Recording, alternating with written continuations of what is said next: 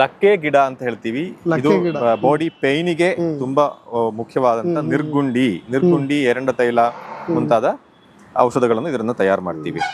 ಹಿತ್ತಲ ಗಿಡ ಮದ್ದಲ್ಲ ಅಂತಾರೆ ಸರ್. ಆ ತರದ ಅನೇಕ ಗಿಡಗಳಿಂದ ಅಪಾರವಾದಂತ ಪ್ರಾಮುಖ್ಯತೆ ಇರುತ್ತೆ, ಗೊತ್ತಿರೋದಿಲ್ಲ. ಹೌದು. ಇದು ಬಿಳಿ ಶಂಖಪುಷ್ಪಿ ಗಿಡ. ಕಲ್ಕಂ ಪ್ರಯೋಜ್ಯ ಖಲು ಶಂಖಪುಷ್ಪ್ಯಾಹ ಅಂತ ಒಂದು ರೂಲೇ ಇದೆ.